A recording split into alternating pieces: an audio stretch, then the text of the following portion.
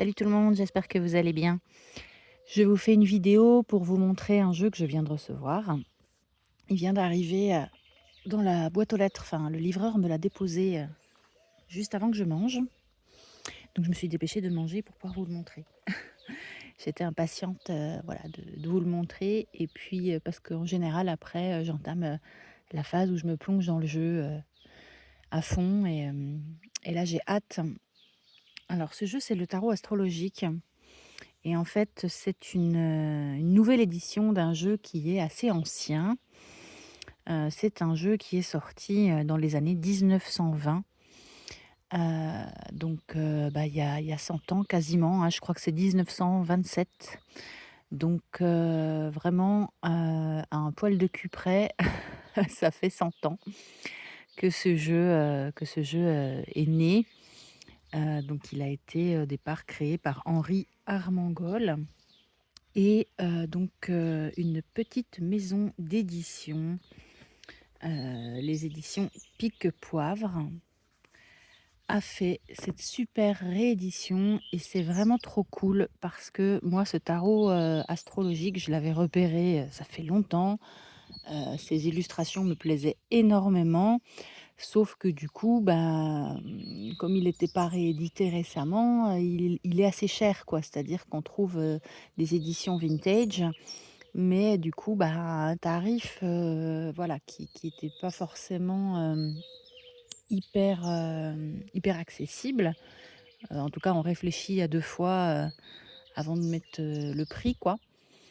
Et moi, je trouve toujours, génial, en fait, qu'il y ait des rééditions de jeux anciens parce que ça les rend accessibles, ça les rend facilement trouvables déjà. On peut les commander, les trouver facilement.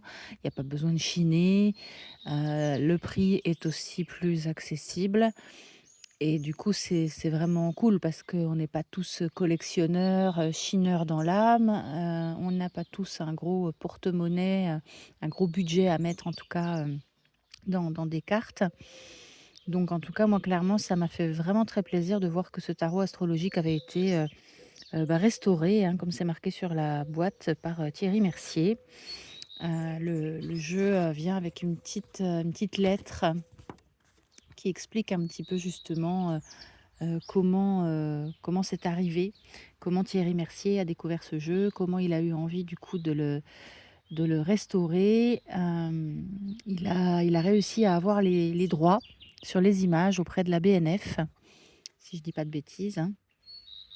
Et voilà, il a acquis les droits sur les illustrations auprès de la BNF et du coup, il a mis 1 an, 1 année à restaurer, les images pour pouvoir faire cette belle réédition, chez, Pique Poivre, qui est, une maison d'édition que je ne connaissais pas, qui a le mérite, bah, de fabriquer et d'imprimer les jeux en France. Donc ça, c'est cool aussi parce que c'est vrai que des fois, les jeux ne sont pas chers, mais c'est imprimé en Chine et bon, d'un point de vue purement écologique, économique, ça peut, poser des questions. Donc je trouve que moi je suis pas quelqu'un de chauvin. Je veux pas que tout soit à tout prix, estampillé, français, mais je trouve que, bah, dans le monde de l'édition, de cartes, de cartes de cartomancie, de tarot, bah, c'est vraiment cool en fait, de redonner un peu ces lettres de noblesse, à la France qui il y a des siècles, imprimait énormément de jeux et en France et tout est fait sur place. Donc quand c'est de nouveau fait sur place, c'est toujours un petit peu plaisant, je trouve. D'autant que c'est une boîte, super belle qui a été faite. Il y a un très, très beau travail. C'est une maison d'édition qui apparemment est très, ciblée sur l'art, sur les projets artistiques, sur, ce que proposent, les artistes. C'est mis aussi un petit peu dans la lettre, hein, pour, voilà, s'orienter vers l'artistique, l'imaginaire, la mise en lumière des artistes, passés et contemporains et réflexion sur leur art, leur voyage créatif et cetera et cetera. Et du coup, bah, je trouve que ça résonne avec, le soin qui a été apporté à cette boîte. Alors, bon, malheureusement, la boîte a pris cher pendant le voyage, parce que le carton était, voilà, était tout juste, Voilà, la boîte était protégée, mais tout juste, et il y a eu un pain et la boîte a pris cher dans cet angle-là. C'est dommage parce qu'elle est vraiment belle et souvent moi les boîtes je les bazarde, enfin je les jette pas, mais je les range dans un placard, je les ressors jamais et je trouve des pochons pour mes jeux, et là j'aurais peut-être gardé, la boîte, je sais pas. Mais du coup voilà, c'est bon, c'est dommage. Par contre la bonne nouvelle, c'est que j'ai eu peur en fait que les cartes prennent cher aussi, mais les cartes n'ont rien et le livre à l'intérieur n'a rien non plus.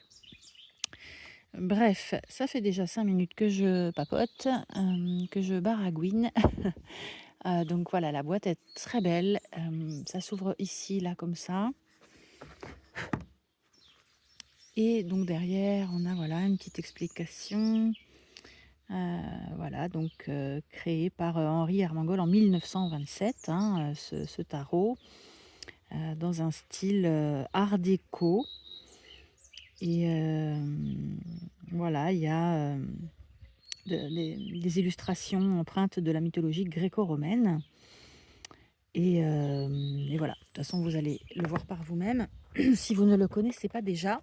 Et puis si vous le connaissez, bah, ça vous permettra de voir ce travail de qualité qui a été fait pour la réédition de ce jeu. Et si vous n'avez pas la possibilité de vous payer une version, une édition vintage, même si c'est toujours, ça a un charme fou les éditions vintage, hein. Mais voilà, il y a cette réédition que vous pouvez commander chez Pique Poivre. Voilà, hein, piquepoivre.fr. Sur le site, vous pouvez commander le jeu directement. Et voilà. Donc la boîte s'ouvre comme ça.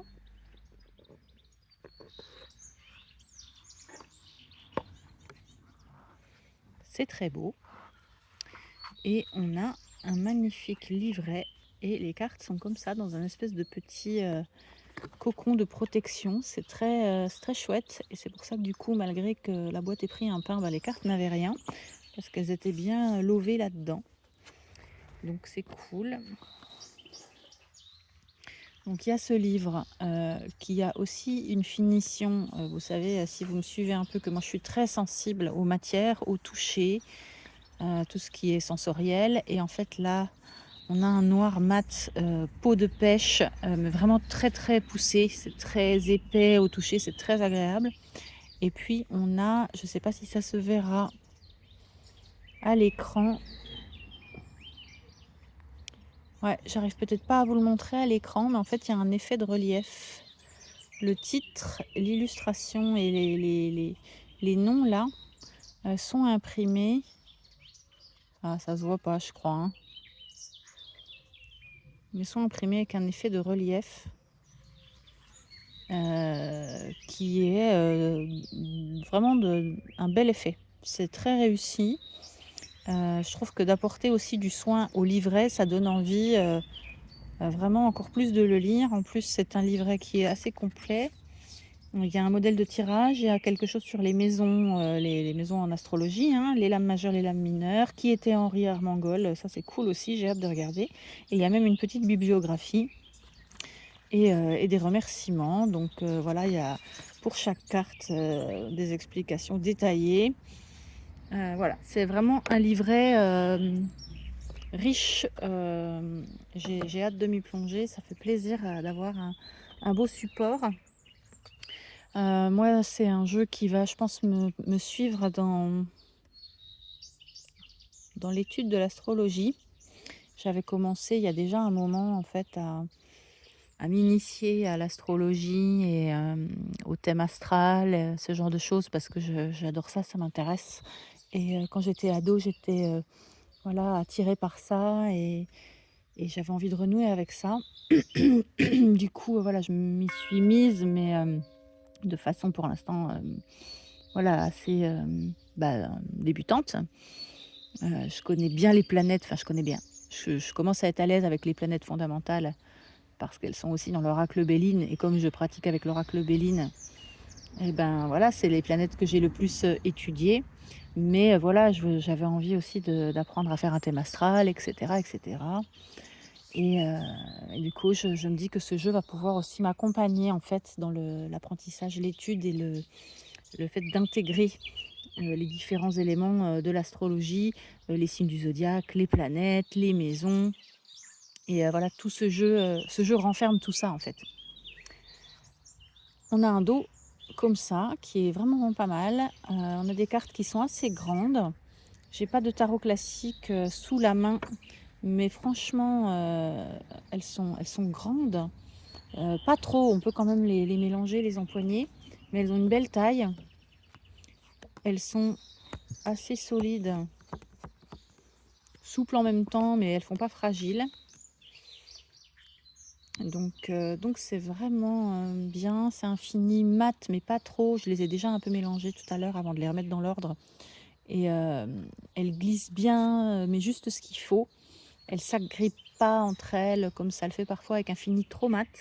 Je trouve qu'on a un très bon équilibre, entre, le souple et le rigide et entre, le brillant et le mat. Elles font même un petit bruit bien agréable. Et donc je les ai remises, normalement dans l'ordre et donc on a, donc des illustrations comme ça, dans ce style, un peu, voilà, un peu à l'ancienne, hein, un peu art déco, moi j'adore. J'adore, ce genre d'illustration. Et donc là, on est dans les arcanes, entre guillemets «majeurs». Alors, c'est tarot astrologique, mais pour moi, c'est pas un tarot, c'est un oracle, parce qu'il y a pas 78 cartes, il y en a, 48, parce qu'en fait, il y a 12 lames majeures et ensuite, il y en a 36 qui dépeignent à chaque fois les signes, du zodiaque avec, chaque décan, 1er décan, 2e décan, 3e décan, à chaque fois, ça fait une carte. Donc 48, voilà, 48 cartes. Donc 48 cartes, pas du tout un tarot. Il y a pas du tout 4 suites, donc bon, c'est pas un tarot, mais il s'appelle le tarot astrologique. C'est pas la première fois que ça arrive, c'est pas grave. Ça contribue à ce que les gens ne comprennent pas la différence entre un tarot et un oracle. Mais on va pardonner à Henri Armengol si c'est lui qui avait donné ce nom-là à ce jeu. Je dirais l'oracle astrologique, du coup, plutôt. Bref, on a l'ascendant ici. Alors, avec plein de symboles. Beaucoup de symboles sur les cartes, hein. Là, on a le nœud ascendant. Dans un thème astral, il y a les nœuds. Et du coup, c'est bien, il y a le nœud ascendant et à l'envers, on a le nœud descendant. Avec des illustrations avec des énergies très différentes. Que je trouve magnifiques. Partie de fortune. Et puis ensuite, on va avoir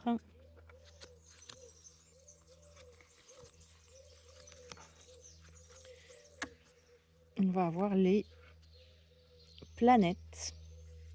Alors du coup, avec aussi une double possibilité de la lire comme ça ou comme ça, avec l'astre et la déité dont il est question de la mythologie gréco-romaine, qui correspond en fait à chaque planète, à chaque fois, hein. Donc là, le soleil. Alors, je sais pas si c'est Apollon, peut-être, à voir. J'ai pas étudié du tout là, hein. La lune avec pareil, hein, un double sens de lecture, c'est intéressant. Là, on a Mars.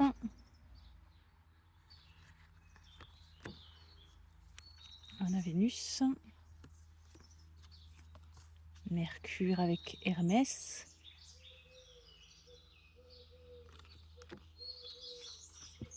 Jupiter avec Zeus.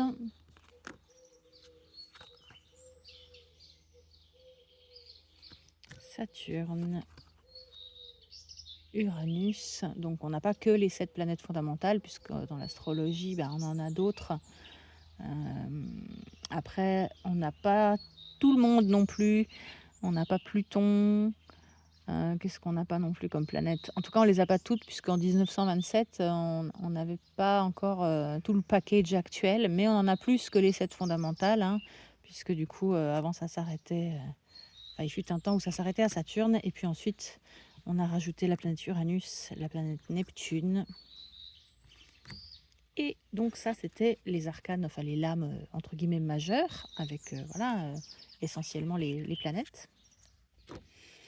Et puis ensuite, on entre dans une partie du jeu avec les signes du zodiaque, avec 3 cartes par signe. Premier décan, deuxième décan, troisième décan. Sur le premier décan, on a en général l'animal ou la représentation, l'être qui représente le signe.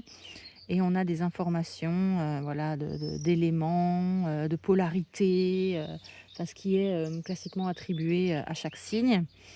La planète aussi.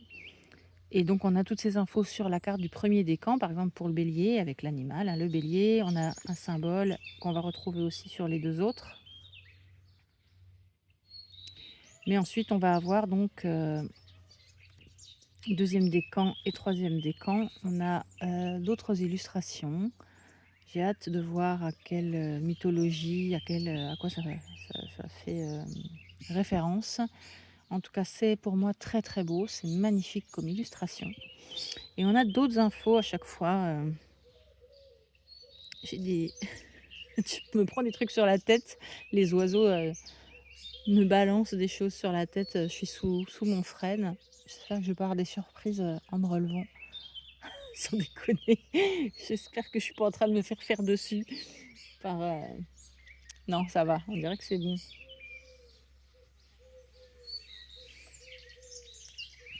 Excusez-moi pour cet aparté, campagnarde. Hem, donc ouais, je disais sur deuxième, troisième décan, on a d'autres informations et d'autres illustrations qui représentent des scènes, mythologiques. Et donc après, bah, pareil pour chaque signe, hein, 1er décan, l'animal et les éléments, voilà, de planètes, d'éléments, de polarité. Et deuxième et troisième décan.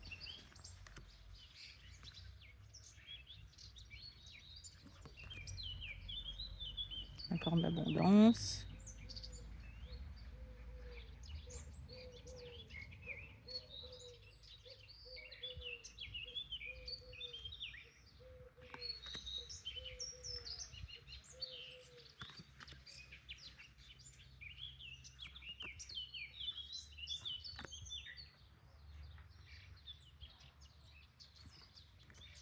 Et franchement, c'est très fidèle à l'original, hein, c'est pas modifié, c'est vraiment une restauration fidèle, qui est, je trouve, discrète. Moi, j'ai regardé des comparatifs,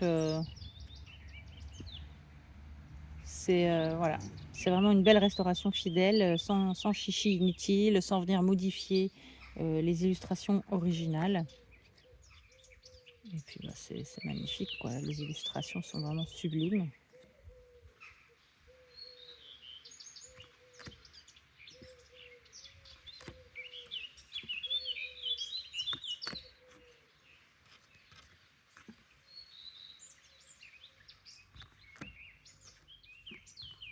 Donc le Ouroboros, là.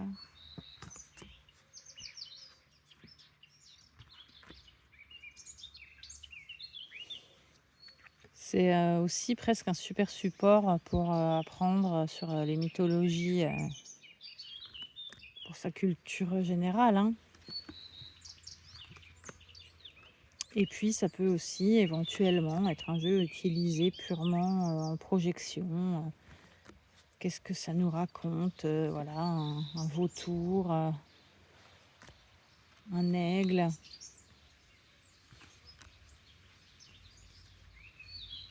Mais c'est dommage de pas passer à côté, enfin, c'est dommage de passer à côté peut-être quand même de voilà, de toutes les possibilités,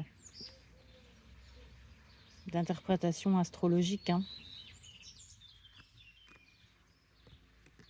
C'est beau ça, hein.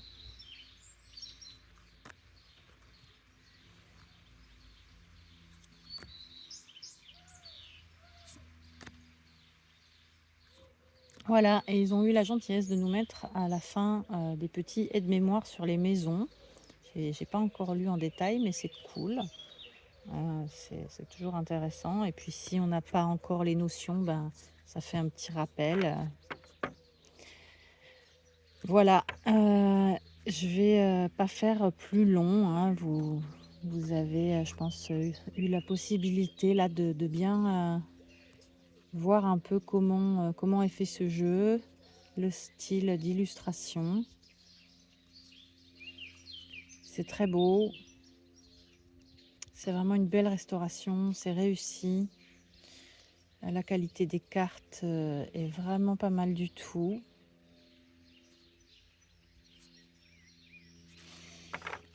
La boîte est cool, le livre a l'air super, c'est bien, c'est vraiment complet. Le livre fait, 86 pages, hein, c'est vraiment conséquent et puis cette boîte, permet, franchement de conserver le jeu,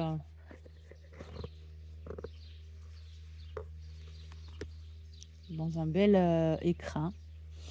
Moi, peut-être que je lui trouverai quand même un petit étui, un petit pochon, mais c'est voilà, c'est un bel objet, c'est bien fini. On sent qu'il y a une volonté, de proposer un bel objet, et que, hem, le fond, il est déjà là. Ce tarot astrologique, il existait depuis 1927. C'est une très belle restauration, mais voilà, il était déjà là. Après, il y a le livret, hein, qui est du coup là, c'est un vrai plus par rapport à une version, vintage, une édition ancienne, hein. On a un livret, qui a été écrit là exprès pour cette réédition, donc ça c'est cool et la forme aussi, voilà, il y a un soin apporté au fond comme à la forme. La forme est belle, la boîte est belle, la finition est belle, c'est agréable. C'est vraiment du beau boulot, qu'ont fait les éditions Pique Poivre et du coup, vous pouvez leur commander cette réédition, cette restauration du tarot astrologique. J'espère que ça vous a plu et je vous souhaite une belle après-midi. À bientôt.